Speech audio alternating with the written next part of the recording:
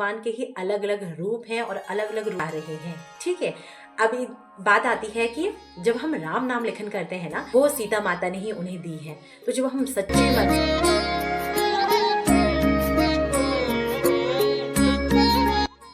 जय सीताराम हनुमान जी, जय बद्री विशाल। कैसे हैं आप सब? उम्मीद करती हूँ आप सब लोग बहुत ज़्यादा बढ़िया होंगे, अपनी ज़िंदगी में खुश होंगे। श्री राम जी की कृपा, हनुमान जी की कृपा और बाबा नीम करोली जी की कृपा आप सभी के ऊपर भर भर के हो रही होगी और आप अपनी ज़िंदगी में बहुत ज़्यादा खुश होंगे। मैं मोनिका डिम्बी स्वागत करती हूँ आप सभी का आज के नए वीडियो में। और आज का जो टॉपिक है वो ये है कि अगर हम राम नाम लेखन करते हैं ना, तो हमारे ऊपर और भी बहुत सारे देवी देवताओं की कृपा होने लग जाती है और हमें पता भी नहीं चलता है। तो इसी के बारे में आज बात करने वाली हूँ। साथ ही साथ आप लोगों के मन में ये क्वेश्चन भी होता है ना कि पहले मैं दूसरे भगवान जी की पूजा करती थी, लेकिन आज मैं दूसरे भगवान जी की पूजा करती हूँ। तो कहीं ऐसा तो नहीं है ना कि जो पहले वाले भगवान जी थे वो हमसे नाराज़ हो गए होंगे या उनका कोई गुस्सा, कोई क्रोध का हमें सामना करना पड़ेगा। और ये मेरे पास एक बार क्वेश्चन भी किया था मेरी एक प्यारी सी बहन ने।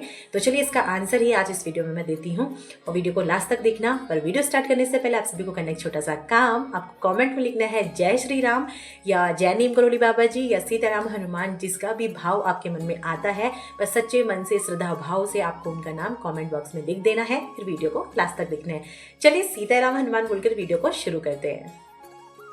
तो चलिए सबसे पहले मैं आप सभी को बताना चाहती हूँ कि आपने बहुत सारे लोग देखे होंगे, जैसे पहले ना कोई भगवान शिव की बहुत मन से पूजा करते थे, लेकिन अभी कुछ समय से ना उनका जो रुझाव है, उनका जो लगाव है ना, वो हनुमान जी की तरफ से भी आने लग गया है।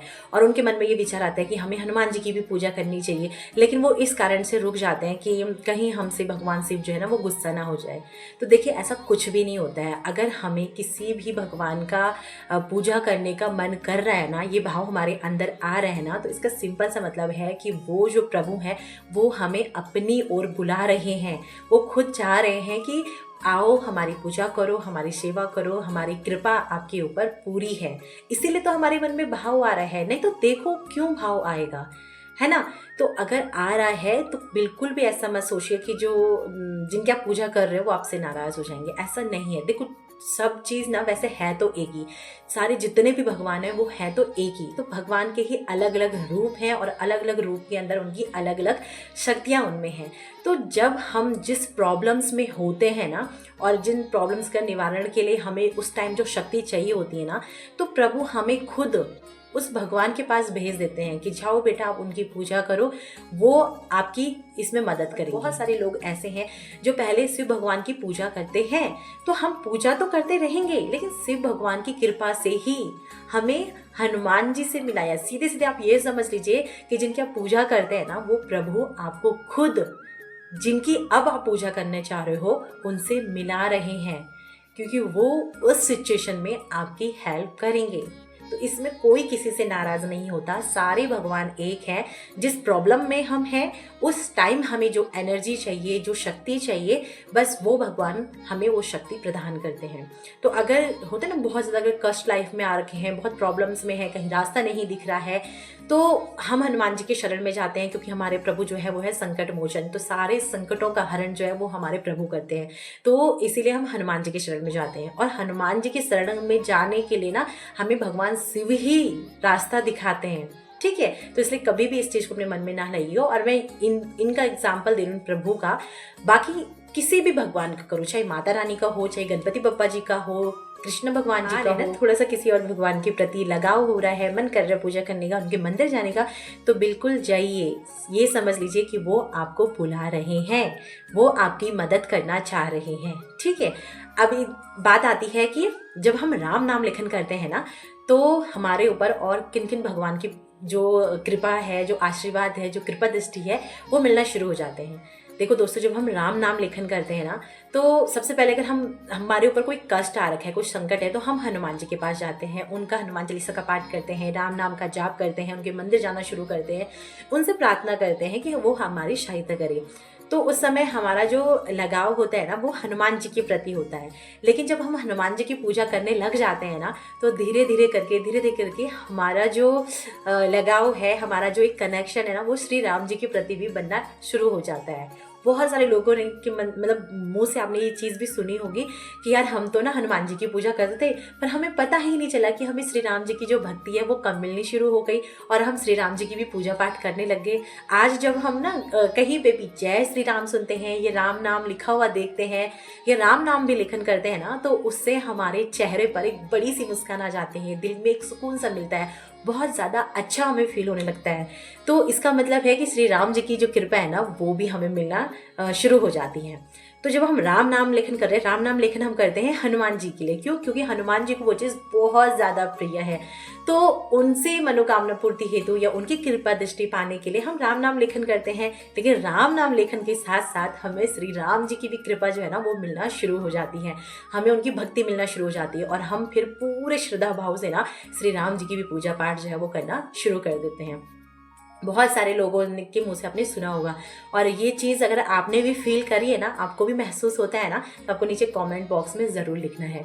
तो भाई राम नाम लेखन से हनुमान जी की कृपा हमें मिलती है, श्री राम जी की कृपा हमें मिलती है, साथ ही साथ भगवान शिव की भी हमें कृपा मिलती है जब हम राम नाम लेखन करते हैं ना। देखिए शिव भगवान जी भी ज़्यादातर किसका जाप करते हैं? राम नाम का ही जाप करते हैं। आपने बहुत जगह सुना होगा, पढ़ा होगा इस चीज़ को कि भगवान शिव भी राम नाम का जाप करते हैं, वो उनको भी राम जी बहुत बहुत ज़्यादा प्रिय है। तो जब हम राम नाम लेखन करते हैं तो भगवान शिव की भी हमारे ऊपर कृपा हो जाती है बहुत बार, और हमें पता भी नहीं चलता है। पर कई बार शिव भगवान हमें स्वप्न में दर्शन देते हैं, हम उनके मंदिर जाते हैं तो हमें एक अलग सा एहसास होने लगता है। तो इसका मतलब यही है कि शिव भगवान की कृपा भी आपके ऊपर होने लग गई है। ठीक है, अगली जो कृपा आपको मिलती है वो मिलती है साक्षात जगत जननी की, साक्षात माता रानी की। जी हाँ दोस्तों, जब हम राम नाम लेखन करते हैं ना तो हमें सीता माता की भी कृपा मिलने लग जाती है। हनुमान जी के पास जो शक्ति है, दीर्घायु होने का जो वरदान है, बहुत सारी जो शक्तियां हैं वो सीता माता ने ही उन्हें दी है। तो जब हम सच्चे मन से श्री राम नाम का लेखन करते हैं तो सीता माता का आशीर्वाद भी हमें मिलना लग जाता है, और सीता माता यानी कि साक्षात जगत जननी माता रानी का आशीर्वाद भी हमें मिलने लग जाता है, जिससे हमारे घर में सुख, समृद्धि और खुशहाली आती है। इसके अलावा अगर हम श्री राम नाम का लेखन करते हैं तो थोड़ा सा ना कैमरे का एंगल चेंज हो गया है क्योंकि रुद्रांश उठ गया था और 20 मिनट लग गए फिर रुद्रांश को सुलाने में। तो चलिए आगे वीडियो को कंटिन्यू करते हैं। तो इसके अलावा ना मैंने आपको क्या क्या चीज़ें बता दी थी कि राम जी की कृपा हमें मिलती है, शिव भगवान जी की कृपा मिलती है, हनुमान जी की कृपा हमें मिलती है, माता सीता जी की कृपा भी हमें मिलती है, उनकी सीता माता की। हाँ, इसके अलावा ना अगर हम श्री राम नाम लेखन करते हैं तो हमें भगवान विष्णु जी का भी आशीर्वाद मिलता है, और उसके साथ साथ विष्णु जी की जो धर्मपत्नी है यानी कि माता लक्ष्मी जी, उनकी भी हमें कृपा जो है वो मिलती है। क्योंकि आप सभी को पता है कि श्री राम जी जो है ना वो विष्णु भगवान जी के ही अवतार हैं। तो जब हम सच्चे दिल से श्री राम नाम लेखन करते हैं तो हमें भगवान विष्णु जी का भी आशीर्वाद मिलता है, माता लक्ष्मी का भी आशीर्वाद मिलता है, जिससे हमारे घर में सुख समृद्धि रहती है, धन धान्य की प्राप्ति होती है। इसके साथ ही साथ अगर हम राम नाम लेखन कर रहे हैं तो हमें माता सरस्वती जी का भी आशीर्वाद मिलता है। जी हाँ दोस्तों, मैं कहती हूँ कि जब हम स्टडी कर रहे हैं, हमारा फोकस नहीं हो रहा है या मन बहुत चंचल हो रहा है, तो राम नाम लेखन करो। क्योंकि राम नाम लेखन से क्या होता है ना कि हमें ज्ञान की प्राप्ति भी होती है, हमारा बुद्धि का विकास भी होता है, हमारा मन शांत होता है, बुद्धि का विकास होता है, और ये ना हमें प्रेरणा देता है सही राह पर चलने के लिए। तो सरस्वती माता जी का भी जो है ना वो हमें आशीर्वाद मिलता है राम नाम लेखन से। इसके अलावा जब हम राम नाम लेखन करते हैं ना तो हमारे आसपास का जो वातावरण है वो भी बहुत ज़्यादा शुद्ध हो जाता है, क्योंकि राम नाम में ही बहुत बहुत ज़्यादा शक्ति है। और जब हम उसे रेड पेन से लिखते हैं ना तो वो एक अलग ही प्रकार की एनर्जी जो है ना वो उसको अट्रैक्ट करती है। तो रेड पेन से जब हम राम नाम लिखते हैं तो हमारे आसपास का जो वातावरण है वो भी शुद्ध हो जाता है। और जब हम जाप करते टाइम मुंह से राम इस तरीके से अगर कहते हैं ना, तो जैसे हम ध्यान लगा रहे हैं और फिर हम बड़े ध्यान से कह रहे हैं मुंह से बाहर करके जाप करके राम, तो इस तरीके से जब हम राम करके कहते हैं ना, तो ये राम जब हमारे आसपास के चीज़ों से टकराते हैं ना तो हमारे आसपास की जो जितनी भी नेगेटिव एनर्जी होती है ना वो सारी ख़त्म होने लगती है। हमारे आसपास का जो ऑरा है ना वो एकदम क्लीन होने लगता है, शुद्ध होने लगता है, और साथ ही साथ हमारे अंदर एक अलग ही शक्ति हमें महसूस होती है, एक अलग ही तेज, एक अलग ही चमक जो है ना वो हमारे चेहरे पे नज़र आता है। बहुत ज़्यादा हमारे अंदर आत्मबल आता है, कॉन्फिडेंस आता है, हमारी बुद्धि शुद्ध होती है, और चंचल मन जो है ना वो हमारा कंट्रोल होने लगता है। तो अनगिनत फ़ायदे हैं राम नाम लिखने का, और सभी भगवान का आशीर्वाद जो है ना वो हमें मिलने लगता है। और जिन्हीं भगवान के बारे में मैंने आपको बताया ना, सरस्वती माता हो, माँ लक्ष्मी हो, माता सीता हो, श्री राम जी हो, भगवान विष्णु जी हो, हनुमान जी हो, इन सबकी कृपा हमारे ऊपर होने लगती है। तो चाहे आज आपके पास समय कम है, ज़्यादा है, थोड़ा सा समय निकाल के राम नाम लेखन जो कार्य है, राम नाम लेखन जो है वो आप ज़रूर शुरू करिए। इसके अलावा मैं एक चीज़ आपको और क्लियर कर देती हूँ। मैंने अभी स्टार्टिंग में बोला था ना कि अगर हम इस भगवान की पूजा कर रहे हैं और फिर हमारा मन में विचार आ रहा है कि हम दूसरे भगवान की पूजा करो, वो सिर्फ़ और सिर्फ़ हमारे भाव की मैंने बात करी थी। इस चीज़ को इससे बिल्कुल मत लीजिएगा कि जैसे ना हमने शिव भगवान की पूजा करी हम मनोकामना पूर्ति हेतु, और 5-6 महीने हमने करी, हमारी कोई मनोकामना थी वो पूरी नहीं हुई। तो अब हमारे मन में आ रहा है तो हम किसी दूसरे भगवान की पूजा करें। फिर 5-6 महीने हमने पूजा करी, वहाँ से भी जब हमारी मनोकामना की पूर्ति नहीं हुई तो फिर हमने तीसरे भगवान जी की पूजा करी। तो ये बिल्कुल गलत है। ये इस चीज़ को ना उससे मत जोड़िएगा कि भगवान गुस्सा नहीं होंगे। ये ना इस अगर आप लोग ऐसा करेंगे ना कोई भी, तो उन्हें किसी भी भगवान की कृपा नहीं मिलेगी। क्यों मिलेगी? आपको किसी भी भगवान के प्रति अगर हम पूजा पाठ करते हैं तो हमारा सच्चा भाव होना ज़रूरी है, श्रद्धा भाव होना ज़रूरी है, हमारी निष्ठा होनी चाहिए। तो यहाँ पे भाव की बात आई है। अब भाव कैसे होता है ना, जैसे हमारे छोटे बच्चे होते हैं ना, हमारे बच्चे होते हैं, तो हम जब अपने बच्चों को देखते हैं तो कैसे हमारे चेहरे पे एक चमक आ जाती है। बच्चों की जब हम बातें सुनते हैं या अपने बच्चों की कोई पुरानी फ़ोटो अगर हम देख रहे हैं तो कितना मतलब चेहरे पे एक मुस्कुराहट आती है ना, और कभी कभी तो आंसू भी निकल आते हैं। तो सेम यही भाव अगर हमें भगवान के प्रति आ रहा है, हम भगवान की मूर्त देख रहे हैं तो हमें बहुत ज़्यादा खुशी हो रही है, बस हम मुस्कुरा रहे हैं भगवान को देखकर, हमारे चेहरे मतलब हमारे चेहरे पे एक अलग ही तेज आ रहा है, हमारे आंसू निकल रहे हैं और मन कर रहा है बस की मूर्ति को देखते ही रहें, भगवान से बात करते ही करते रहें मन में। तो इस चीज़ की भाव है, खाली मतलब सिर्फ और सिर्फ मनोकामना पूर्ति हेतु अगर आप ऐसा कर रहे हैं तो ऐसा बिल्कुल मत करिएगा। ऐसे में ना आपको किसी भी भगवान की कृपा जो है वो मिलेगी नहीं, और आप ऐसे ही सोचोगे यार भगवान तो कुछ होता ही नहीं है, भगवान तो कुछ करता ही नहीं है, ये सब बेफालतू की बातें हैं।